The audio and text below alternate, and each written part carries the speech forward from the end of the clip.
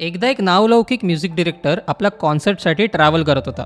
ट्रॅव्हलच्या वेळी त्याची गाडी एका धाब्यावर थांबली जिथे एक अननोन गाणं वाजत होतं. त्या गाण्याची धून ऐकून तिला वाटलं हे गाणं तिने कुठेतरी ऐकलंय अँड शी वॉज शॉक, कारण हे गाणं एक डिट्टो बॉलिवूड सॉन्ग होतं. हा किस्सा होता आपल्या बॉलिवूडच्या फेमस म्युझिक डिरेक्टर सुनीति चौहानचा. I won't take the name, but एक गाने की मैं डाई हार्ट फैन थी. एक ढाबे पे एक अंग्रेजी गाना सुनती हूँ मैं. ये गाना तो मैंने सुना है कहीं और मैं इसको बोलती हूँ भैया एक बार और चलाना, और मुझे याद आता है कि जिस गाने के पीछे मैं पागल हूँ उसका ओरिजिनल ये बज रहा है. आता आपण सर्वांनी इम्रान हाशमीचं अगर तुम मिल जाओ हे गाणं ऐकलंच असेल, पण खरं तर हे गाणं पाकिस्तानमध्ये 1974लाच रिलीज झालं होतं.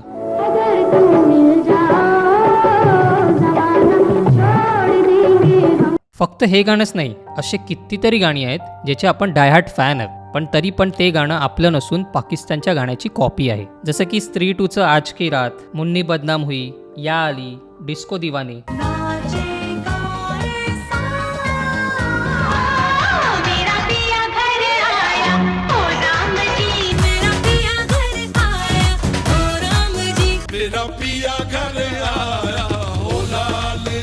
यही नहीं, अभी और सुनिए.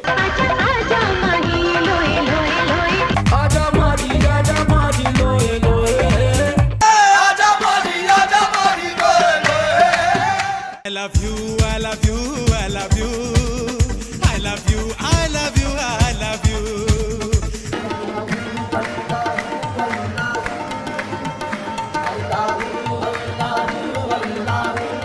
इवन ह्या लिस्टमध्ये हनी पाजीचं सुद्धा गाणं आहे. सो आजच्या व्हिडिओमध्ये आपण अशीच गाणी बघणार आहोत जी पाकिस्तानची कॉपी आहेत. पण मला सांगा, बॉलिवूड पाकिस्तानची कॉपीच का करतं आणि यावर पाकिस्तान कंपोजर काही का ॲक्शन घेत नाही? खुशी भी महसूस होती है इसलिए कि पहले ये इल्ज़ाम था कि पाकिस्तानी कॉपी करते हैं, और इस लिहाज से मुझे बहुत खुशी होती है कि वो हमें कॉपी करते हैं.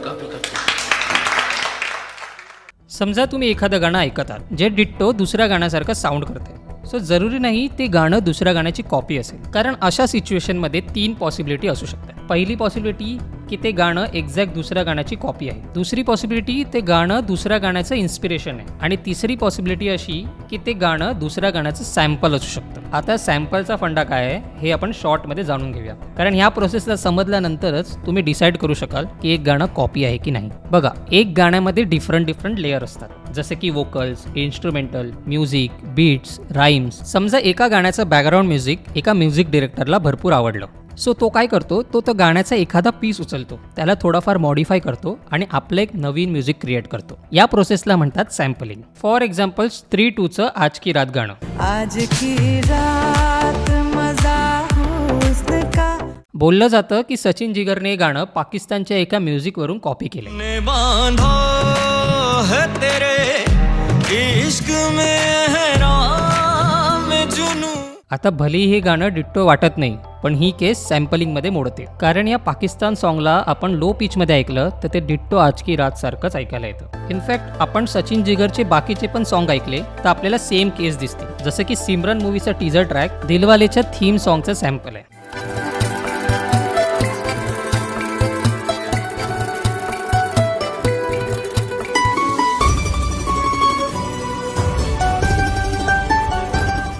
अफीमी अफीमी सॉन्ग पण हॅरिस जेच्या गाण्याचं सॅम्पल आहे. अफीमी अफीमी अफीमी है ये प्यार. अस्सलामु अलैकुम अलैकुम. इवन तुम्ही या क्लिपमध्ये फक्त फ्लूटच्या म्युझिकवर लक्ष द्या. बन्नो रे बन्नो मेरी चली ससुराल को. आणि आता मेरी प्यारी बिंदूचं हे गाणं ऐका.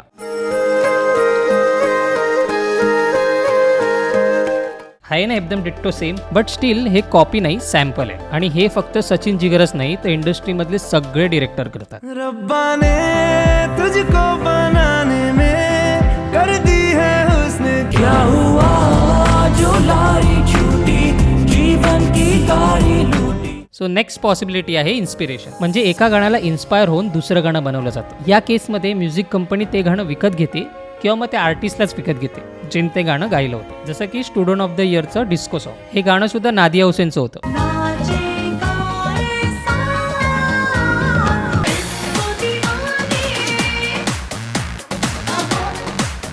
आणि नंतर स्टुडंट ऑफ द इयर मध्ये सुद्धा तिनेच गायलं. पण मुन्नी बदनाम हुई हे गाणं इन्स्पिरेशन आहे का नाही यात थोडी शंका आहे. लड़का बदनाम हुआ हसीना तेरे लिए, लड़का बदनाम हुआ हसीना तेरे लिए. सो या दोन पॉसिबिलिटीच्या व्यतिरिक्त तिसरी पॉसिबिलिटी असते कॉपी, जिला प्लेजरिझम म्हणतात. ना सोना तेनू रब ने बनाया, ना सोना तेनू रब ने बनाया, दिल करे वेखदा रमा. सो बॉलिवूडमध्ये असे 2 म्युझिक डिरेक्टर आहेत त्यांच्यावर प्लेजरिझमचे एलिगेशन्स वारंवार लागलेत. यात पहिलं नाव आहे अन्नू मलिक. अगर तुम मिल जाओ जमाना छोड़ देंगे हम.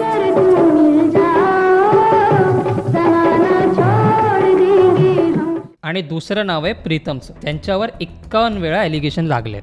है तुझे भी इजाजत कर ले तू भी मोहब्बत, दो दिलों की है इजाजत. काही वर्षापूर्वी प्लेजरिझम करणं सोपं होतं पण त्यांना पकडणं मुश्किल. पण इंटरनेटच्या दौरनंतर आजकाल कोणीही कुठेही बसून कुठलंही म्युझिक ऐकता येतं. त्यामुळे आपल्यालाही कळायला लागलं आहे की कुठलं गाणं कुठून कॉपी केलं. असाच रिसेंट किस्सा पाकिस्तानचे फेमस सिंगर सज्जाद अली बरोबर घडला जेव्हा त्यांनी त्यांचंच म्युझिक पठाण मूवीमध्ये ऐकलं. मैं YouTube पे कुछ नई फिल्मों का म्यूजिक सुन रहा था तो मुझे अपना 25-26 साल पुराना एक गाना याद आ गया. अब के हम बिछड़े तो शायद कभी ख्वाबों में मिले. तो लूट लिया मिलके. म्हणजे एका सॉन्गचे लिरिक्स उचला आणि एका सॉन्गचं म्युझिक आणि बनवून टाका एक नवीन कोरं करकरीत गाणं. हे तेच पाकिस्तानी सिंगर आहे ज्यांचं पहिलं सुद्धा गाणं बॉलिवूडने वापरलंय. थोड़ा सा प्यार हुआ है, थोड़ा है बाकी. याद तो आती होगी, दिल दुखाती होगी. सो आता येतो मेन प्रश्न की बॉलिवूड सॉन्ग पाकिस्तानवरून कॉपी का केलं जातं. सो याचं पहिलं कारण आहे प्रसिद्धी. कारण जेव्हा एक गाणं फेमस होतं तेव्हा लोकांना ते सारखं सारखं ऐकायला आवडतं. त्यामुळे म्युझिक डिरेक्टर अशा गाण्यांना सिलेक्ट करतात की जे ऑलरेडी फेमस आहेत. आणि ह्याच रिझनमुळे आजकाल रिमिक्स जास्त वाढायला लागले. तेरी बातों में समझा जिया. सेकंड कारण आहे समानता. आता दोन्ही देशांची लँग्वेज सेम असल्यामुळे त्यांचे आणि आपले म्युझिक टेस्ट सेम आहे. आणि त्यात पाकिस्तानी म्युझिकचे रूट्स एवढे खोल आहेत की ते ऐकून एक सुकून मिळतं. आणि असं बिलकुल नाही आहे की आपणच त्यांचे सॉन्ग कॉपी करतोय. इवन त्यांनी पण आपले खूप सारे सॉन्ग कॉपी केलेत. आणि ते गाणी जर आपल्याला ऐकायचे आहेत तर आम्हाला कमेंट करून नक्की कळवा. आणि तसं पण म्युझिकचे फक्त 7 सूर आहेत आणि गाणी एवढे सारे. सो कुठे ना कुठे ही सिमिलॅरिटी किंवा इन्स्पिरेशन येणारच. स्पेशली तेव्हा जेव्हा म्युझिक डिरेक्टरकडे टाइम कमी असतो आणि वर्कचा प्रेशर जास्त. तसं बघायला गेलं तर पाकिस्तान फक्त म्युझिकच नाही तर सिरियलच्या बाबतीत सुद्धा इंडियापेक्षा पुढे आहे. आता असं का याच्यावर आम्ही एक डिटेल व्हिडिओ बनवलाय ज्याला आपण स्क्रीनवर क्लिक करून बघू शकता. पण बघायच्या आधी चॅनलला सबस्क्राईब जरूर करा. आम्ही पुन्हा येऊ एक नवीन इंटरेस्टिंग टॉपिक घेऊन. तोपर्यंत मंडळ आभारी आहे.